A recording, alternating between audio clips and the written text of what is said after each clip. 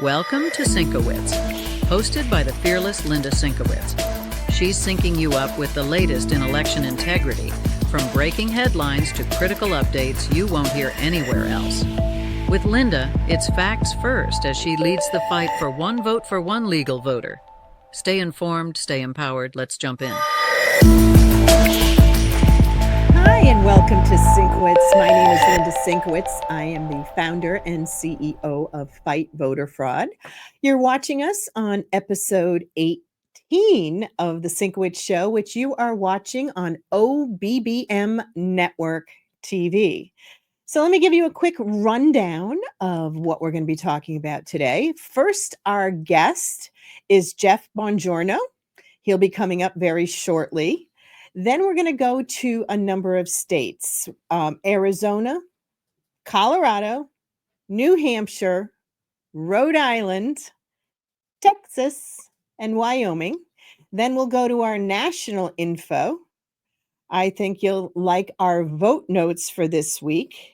We'll go to my final thoughts. And as always, we'll go to our trivia question at the end. So right now, let's go to Jeff Buongiorno out of Florida. Hi, Jeff. Hi, Linda. How are you? Thanks for having me on. Thrilled to be here. Thank you for coming on. You've got a lot going on. I actually told people in one of the other episodes, when I couldn't say your last name properly, that we had met back in March. And I know you had been working on this issue of some voting irregularities in Florida. So why don't you take it from here? Yes, Linda. Wow, March. It's been a while.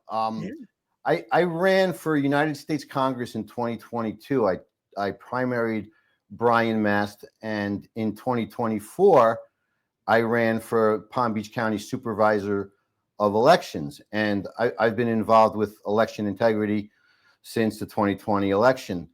And it's not irregularities. What we have in Florida is an election fraud cartel.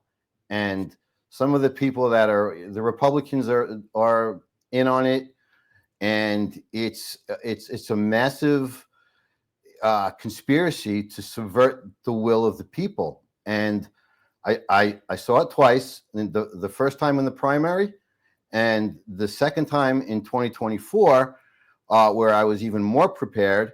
I won in 13 days of in-person voting.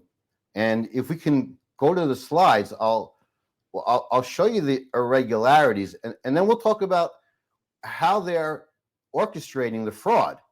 It's not just, this is election fraud. It's not voter fraud.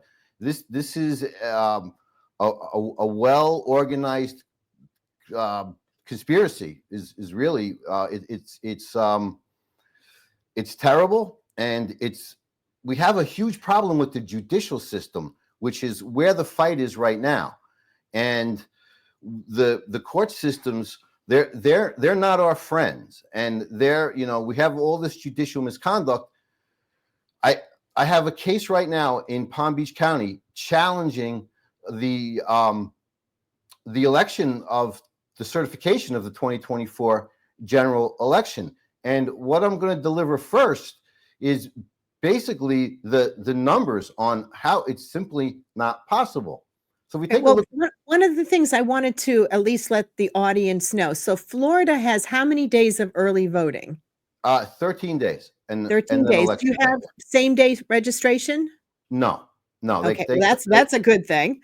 But you do also have in-person voting as well?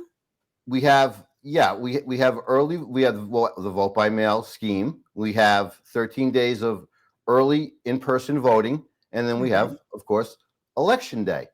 Now, Palm Beach County and Orange County, there were the only two counties that use the express vote machines, which are the touch screen display monitors where you don't bubble your own ballot, which is a big problem. So there's quite a few problems, but let's do an overview of how about 30% of the votes basically diluted the other 67 or 70% of people that actually showed ID, got off the couch, and came out to vote. And we have a very strong case because of the public interest and the balance of harm. So I'll get into that a little bit, and let's just take a look at this slide. So over the 13 days of early voting and election day, in my race, there were 491,191 ballots cast in person. The vote by mail ballots were 228,000 and change. Now, after the 13 days and election day, I was up by almost 8,000 votes. If we look at the numbers, Wendy Link, who's the incumbent Democrat appointed by Ron DeSantis, so you have a Republican who appointed this woman, Wendy Link, as a Republican who switched parties to become a Democrat. And she outperformed Kamala Harris, who, quote unquote, won the county by 38,000 votes. So I want to know who these 38,000 people are who didn't vote for the top of the ticket, but voted for Wendy Link. So here, this slide shows the disparities, and you'll see a visual of, 491,191 people came out to vote, and their votes were diluted by these vote by mail ballots. That we have all kinds of irregularities with the distribution of the ballots, and they were requested with no identification provided, which is a crime. Okay, you have to either give the last 4 digits of your social or your Florida ID, and we have about I think it's 111 days where vote by mail ballots were being issued with no ID confirmed, and we can see that online. As candidates, we get a file of all the vote by mail ballot requests. We're supposed to go and chase them, and we tried that. We made phone calls. All of the phone lines, they were doctors' offices and car dealerships. So there's grounds to void the vote by mail ballots and call the winner based on the in-person votes. And the grounds are this: vote by mail ballots, voting by mail, it's a privilege as opposed to coming out and voting in person. That's a constitutional right. And when administrators, when they're administering and they're certifying, they need to follow what's called strict compliance. There's strict compliance and there's substantial compliance.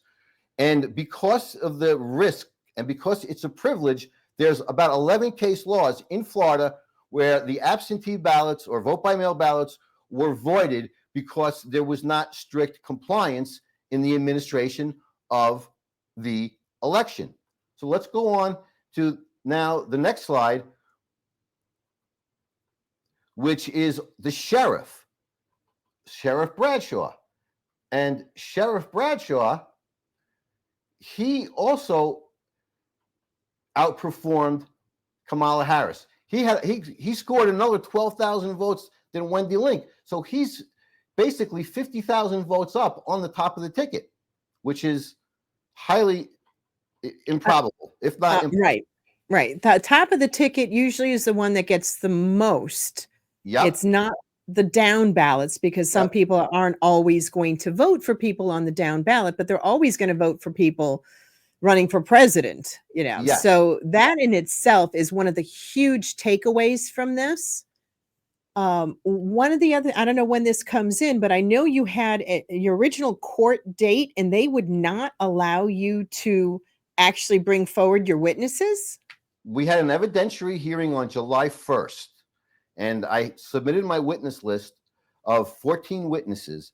And when we arrived at the courtroom, the whole procedural aspect of what the judicial bias that was prevalent, it was just absurd and egregious.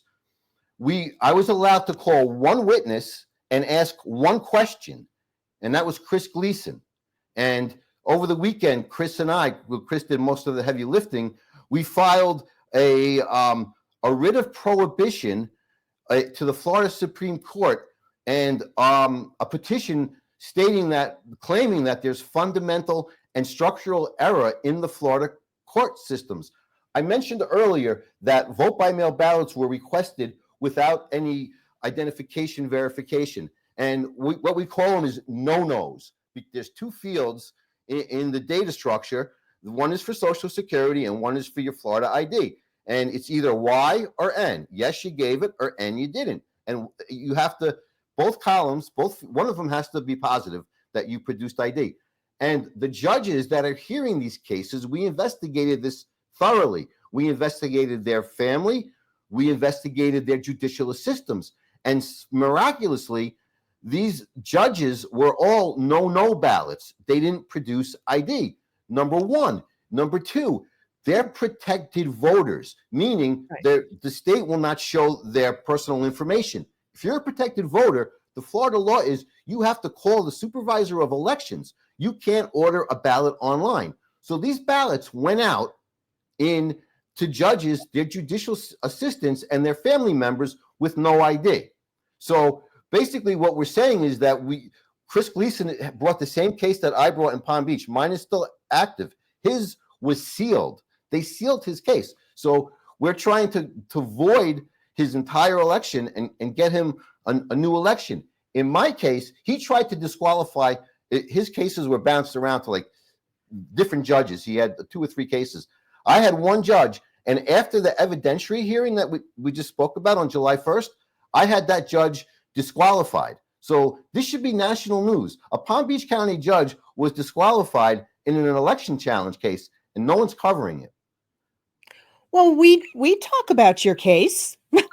Yeah, I mean, we're hoping to get as much information out there as possible. So where does it stand right now on the legal end of what you're doing? Well, so let's talk about the first case I brought on in federal court. I had Judge Cannon in the Southern District of Florida, and that case was dismissed.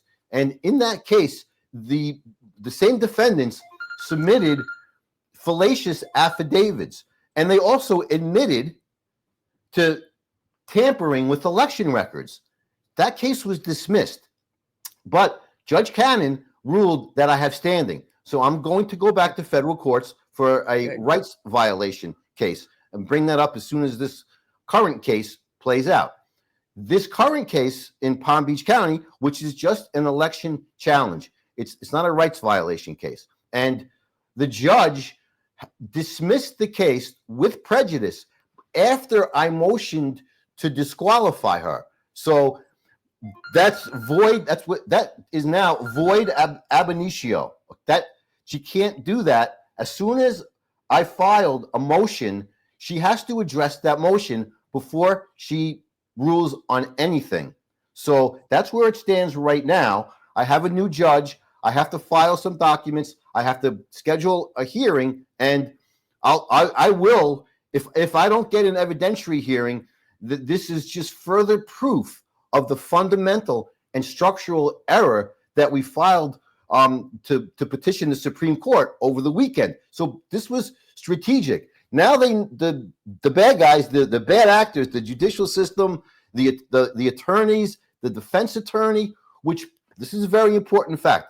I know I'm bouncing around a bit, but Wendy Link, her defense counsel is being paid with public funds. And in an election challenge, that's illegal. And so right away, we filed a criminal complaint on that. So as my case stands right now, I should get another, that should be declared, I should get a rehearing. I have to file, I actually filed already. I have to put on the calendar, schedule on the calendar with the judge a hearing, and we should basically start all over again. Wow. Which that's national news. Yes, it is. Is there a website you have that people can go to see this information, or a way to get a hold of you if they want this information? I have my contact information on the last slide. How are we doing for time? So I just, yep. You can go to Twitter. It's at my name, Jeff Buongiorno. And my website is votebongi.com. So my nickname is Bongi, and it's Bongi, votebongi.com. So that's one way. That's two ways, counting Twitter. And I have a nonprofit for election fraud. It's called Florida Citizens Audit. And I know I'm throwing a lot of different websites out, but if we're doing it right on time, I just wanted to show quickly, run through these races that were all basically diluted by the same percentage. So we're good with time? Oh, yeah, we're good. Okay. So if you take a look at my race, you'll see that in person was 68% of the population voted in person. 31% was vote by mail. And out of that, in person, I won 250,000 votes. Now, if you look at the difference where there was 228,000 vote by mail ballots. By the way, that means like almost every independent and every Democrat voted for Wendy Link. She won 74%. So that's a massive swing. You talk about a pollster being off by 11 points or something. This is way worse. It's absurd. It's egregious. Let's look at the next race. This is a county race. This is Abruzzo. This is the county clerk. Same thing. You see the percentages? 70%, right? Let's go to the next county race. Next county. So this is now your state attorney general for Palm Beach County. Same thing. She basically, what's going on here, this ties to Epstein, right? If you get a new sheriff and you get a new AG, there's all of this information is going to be disclosed on Epstein. Here's two U.S. House seats were stolen. Dan Franchese, same thing. The Democrat won 71% of the vote by mail. It's all. My race was countywide, so there's more votes than a congressional race. But the percentages are all the same. Here you see Joe Kaufman. This is very interesting. Okay, Palm Beach County intersects 4 congressional districts, and what happened in Joe Kaufman's race against Moskowitz is you see this. He actually won the county when overall votes. But the Broward results, they didn't publish the detail. So this is another crime. So now you have 2 congressional seats that were impacted. Moskowitz ultimately won, but they haven't proved it. This is another basis of my election challenge. I did a public records request for the EL series reports. This is your precinct level report. These are your reports that show blank ballots. This is the log file report. The EL is called an EL 68A, and the cause of action for the EL 68A log files is that we were successful in obtaining the log files from the 2020 election in Hillsborough County, and the logs, the batches did not match. You have more ballots, you have more votes than ballots, so. They have yet to certify, to prove that these numbers are legitimate. They're withholding these records. That's another crime. Wendy Link has provided these same records to other individuals who public record requested them for the presidential primary and for the August primary. But when I asked for them, when I did my public records request for the general, the response was no responsive records. So there's another crime. And those are the 2 things that I'm looking to basically, my legal argument is just that. I don't have to go into all of the, everything that's failed, right? When we challenge elections, it's, the election was stolen and it's the computers and it's the machines and it's, we're going to melt them down and make, jails out of them. No, it's very simple. Your defense was funded with public funds. That's illegal. you withheld records from me that are mandatory, that are statutorily required by law and also by Florida Administrative Code. It's 2.053. These records, they have to be audited in order to legally administer and certify the election. And if they don't exist, that means they certified the election illegally. And if they do exist, that means they were withheld from me. So either way, she committed official misconduct. All right, so I have another question for you. Florida was touting this fact that they have an election integrity commission that actually goes after things. Have you contacted them at all, or have they been non-responsive? Well, the person, Peter Antonucci, I'm not sure if you ever heard that name, Peter Antonucci. He was the head of the it's the Office of Election Crime, OECS, they call it, and it's worthless. Peter Antonucci wanted change, but miraculously, he died in his office, and he basically laid in the floor of a hallway in Tallahassee for 15 minutes, stroking out before anyone helped him. Oh my God! Yeah, and I'll tell you another story. There was an IT manager in Palm Beach County, and Palm Beach County is a target because, as I said, it basically intersects 4 congressional districts, and it's a huge budget. I mean, it's bigger than the state of Delaware. So Jeffrey Darter, he was the IT, basically the CIO for Palm Beach County for the Supervisor of Elections, and in 2019, conveniently, he was charged with having child pornography on his work computer. Now, if you're a CIO for over 20 years, it's very unlikely that you're going to get caught with child porn on your work computer. And Wendy Link, her grounds for firing Jeffrey Darter was that he basically physically refused to give his cell phone to the sheriff. Now, the sheriff is deeply embedded in the fraud, and we should really do another hit on the intimidation of the sheriff. That's a whole nother episode. So Jeffrey Darter, right before his trial, was mysteriously died suddenly. So now you have 2 deaths. Wow. So Moskowitz. Well, we can definitely see that there is a lot that is still going on in the state of Florida. Unfortunately, we're out of time for this segment. And Jeff, we will certainly have you come back in the near future so you can give us an update on everything that's going on. But again, you want to just give the website for people to check you out? Yeah, sure. So I'm funding this on my own. There's a direct link to donate. We filed pleadings. It's just very expensive. It's if everyone's familiar with tinyurl.com. So to make it simple, it's tinyurl.com/help Bongi, Bongi. So tinyurl.com/help Bongi. Thank you so much. Thank you, Jeff. I really appreciate it. And right now we're going to go to a quick commercial break and we'll be right back. Infamous ballot drop box. Wanda's been arrested. Around the world, people are aware of Wanda the ballot stuffer. When fraud cancels you. 3 other Bridgeport Democrats were charged. It's outrageous. Take the freedom of our vote. You gotta fight.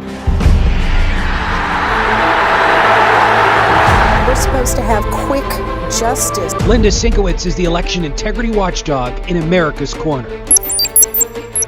Digging into the data to scrub the voter rolls clean, protecting your rights, respecting our Constitution.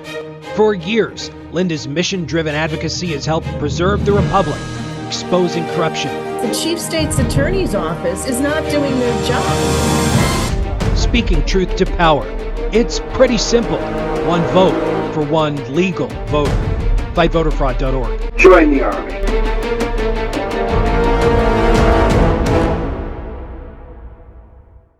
And welcome back to Sinkowitz. I'm Linda Sinkowitz. You are watching us on OBBM Network TV. So thank you so much for joining us.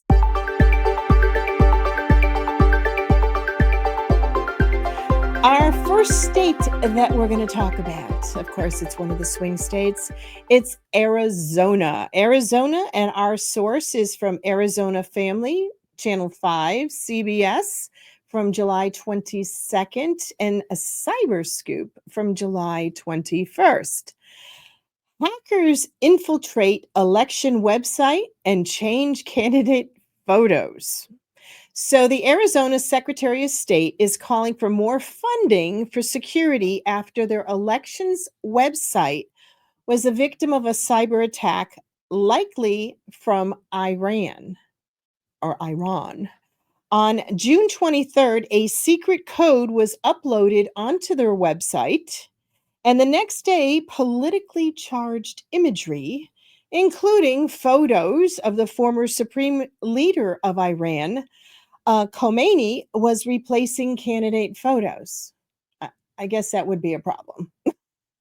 So, anyway, Michael Moore, the chief information security officer, is, of course, blaming Trump's cybersecurity and infrastructure security agency, saying it's no longer a reliable partner in election security under Trump administration. I mean, you got to be kidding me. Your security stuff has a flaw, and now you're blaming Trump. Of course, he gets blamed for everything. All right, so now we're going to go on to Colorado. Colorado, our source is KBC, that's KSNT.com, from July 23rd. So again, this is the state of Colorado. Longtime critic of voting machines is charged in firebombing of Colorado election office.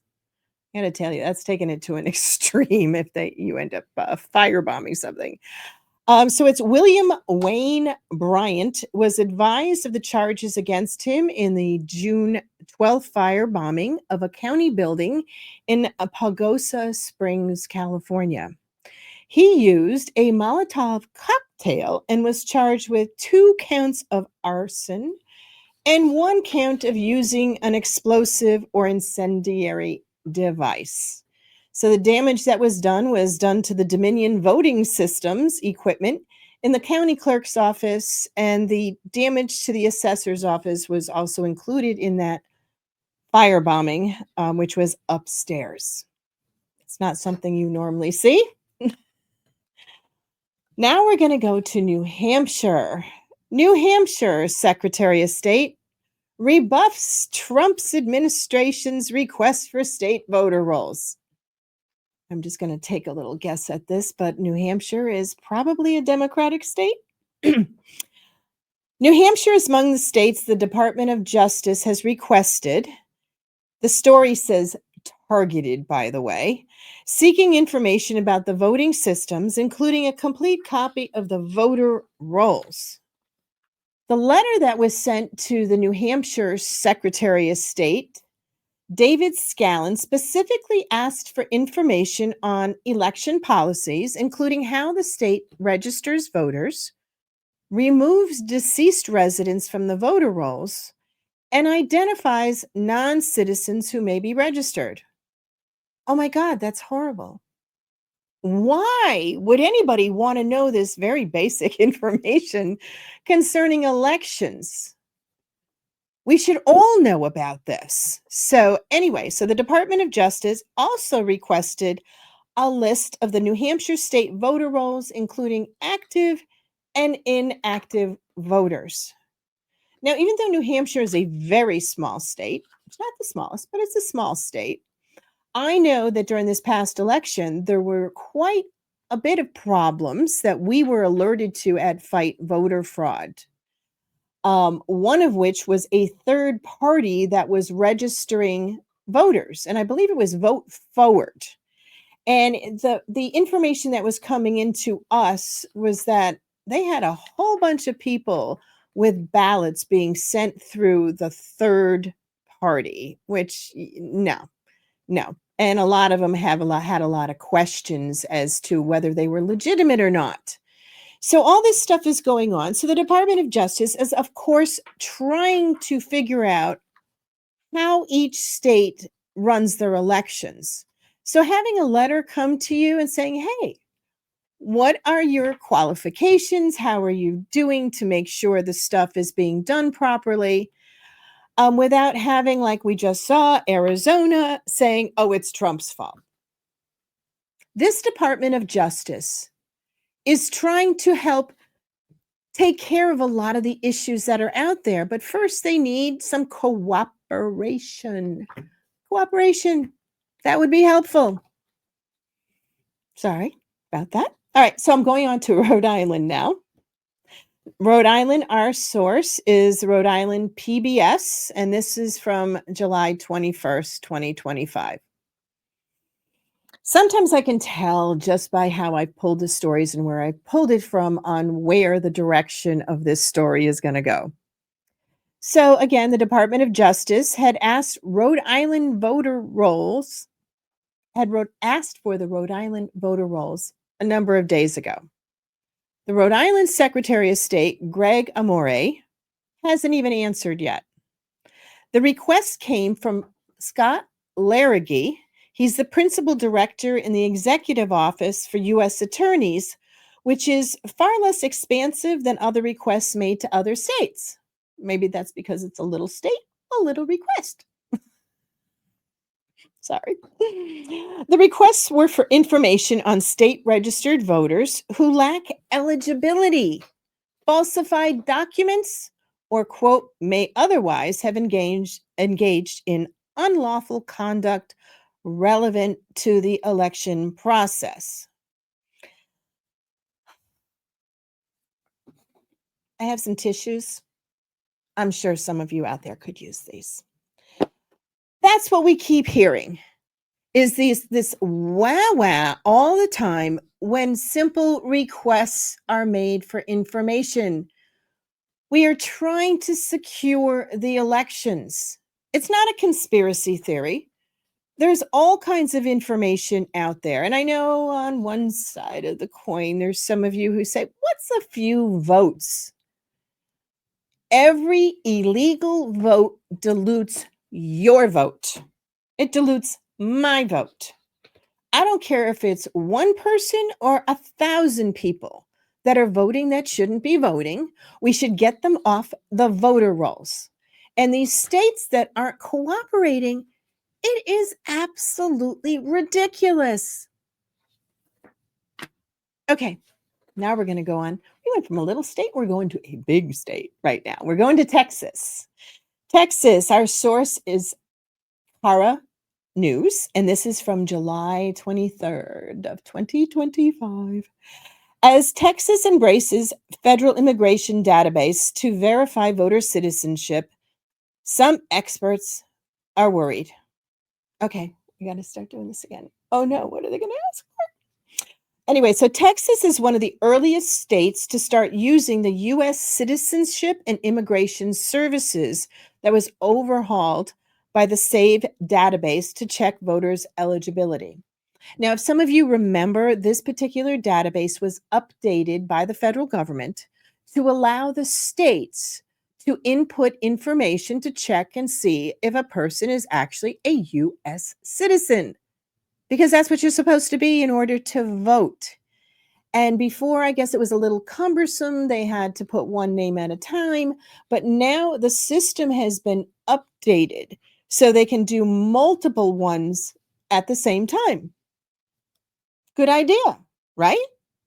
Saving time, saving energy, pulling the data forward on the people who should not be on the voter rolls, which are people who are not U.S. citizens, and that includes the illegals. There are thousands and thousands of illegals that have been registered and have been voting across the country, and we have to dig them out one by one. Obviously, the states are not doing a good enough job, and the federal government wants to help clean the voter rolls. Gee, that's exactly what Fight Voter Fraud is about.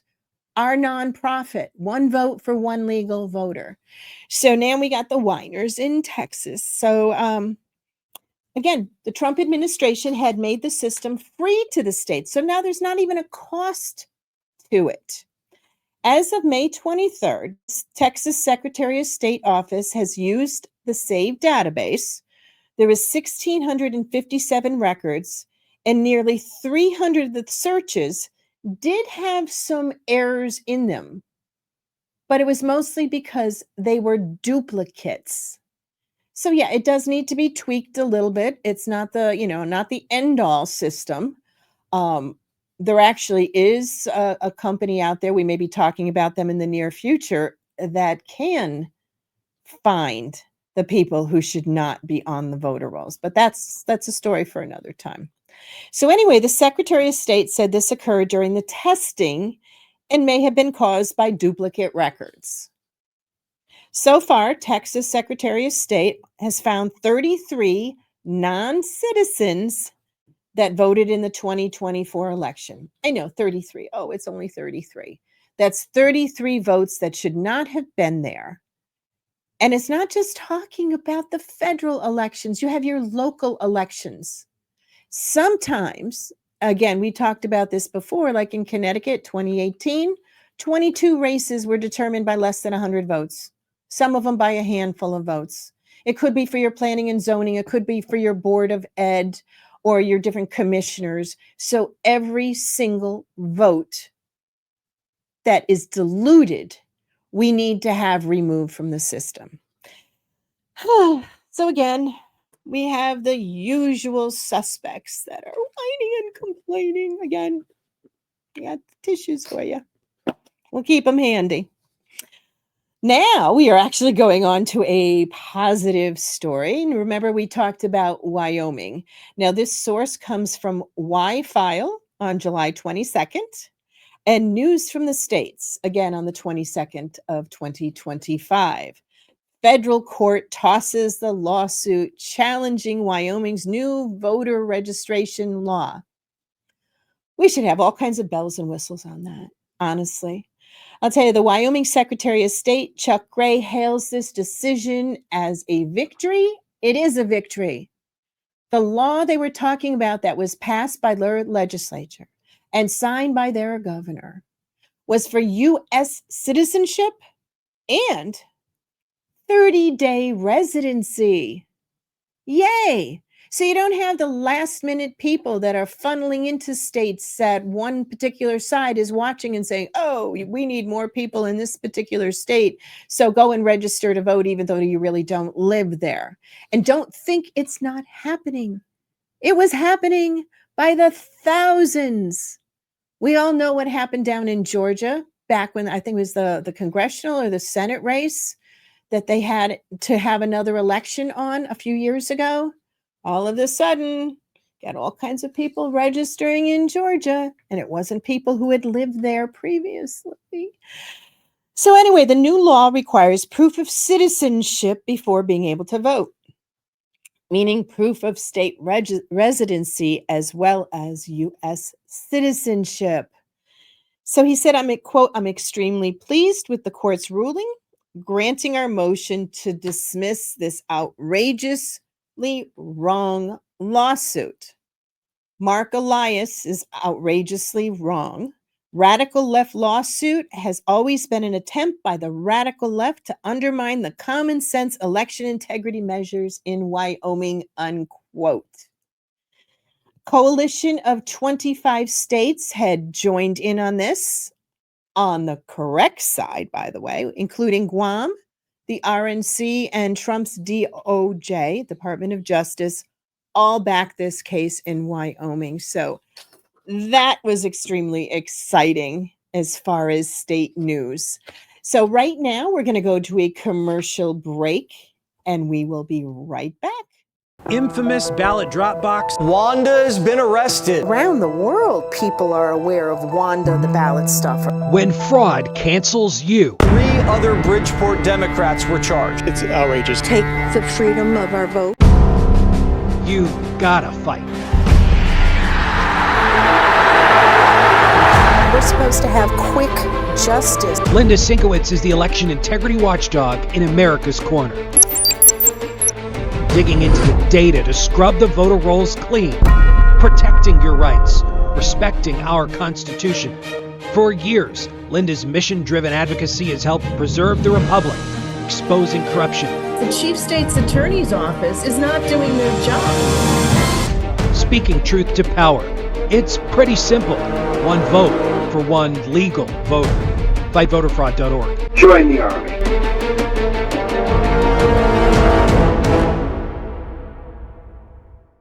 Hi, and welcome back to Sinkowitz. My name is Linda Sinkowitz. You are watching us on OBBM Network TV.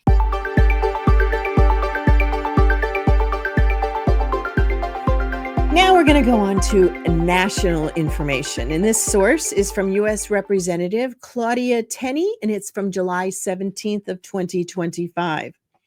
Congresswoman Tenney rolls out election integrity bills aimed at safeguarding ballot security.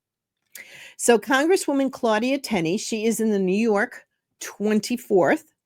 She's the chairwoman of the House Election Integrity Caucus. She introduced a slate of common sense bills aimed at restoring trust in America's election systems and protecting the sacred right to vote for U.S. citizens.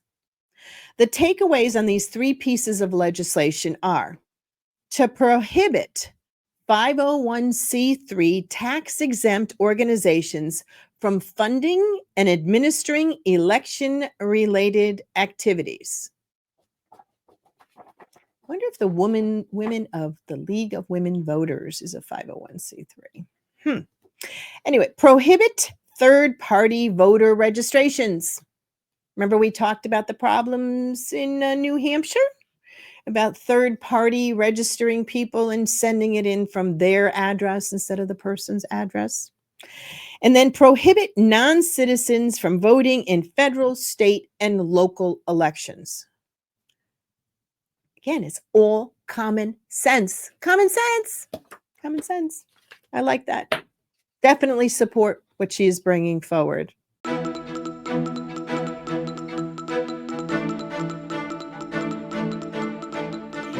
So now we're going to go on to our vote notes. So the House Republicans endorse stricter state and federal-led voter roll purges despite dearth of evidence on fraud. Okay, we all know that this is going to be one of those stories that, but it does have some good information in there. So with our vote notes, what you need to do is go to our website, fightvoterfraud.org, and click on the vote notes. And from there, you can get to the link that'll give you the entire story. Again, put on your waders for a little bit and you can make it through. And there is good information in there, but it's also kind of a little, anyway. So again, there's a lot of good information on that for our vote notes link. An update that I wanted to let everybody know about is that Fight Voter Fraud now has all of our updated information on our double registered double voters. And we're giving it away for free. It's an analysis. So what you do is go to fightvoterfraud.org, look for our data section, fill out the form, send it in, give us a couple of days because we're starting to get backed up again. But we'll send you the information on double registered, double voters in your state, in your county.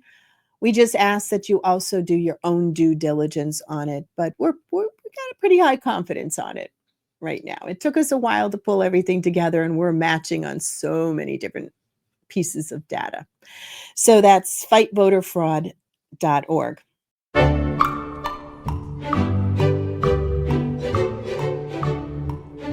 Well, now we're going to our trivia question of the week. What year did Congress remove property ownerships as a requirement to vote? So you had to own property in order to vote. They took that out in 1856. I am so glad that is gone. All right.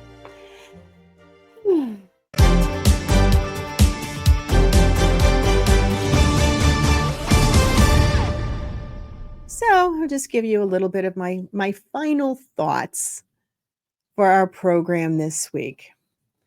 We did have a number of stories that had to do with the Department of Justice asking for information. I think it was Wisconsin who basically told the Department of Justice that they need to pay the $12,500 before they would give them a copy of the voter rolls. And if I'm not mistaken, I think Michigan said, it's crazy. It is absolutely ridiculous on what is going on with these states. And the states that are refusing to comply, just do a quick check to see if they were red or blue. Kind of think they're the color of my shirt. Actually, I'm more teal today. But I want to thank everyone for watching our program.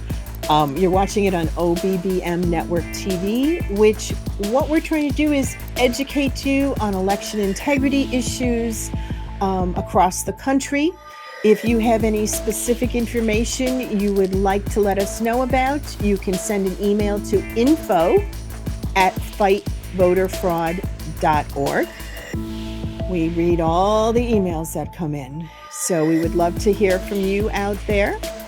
And again, thank you for watching Sinkowitz, and we'll see you next week.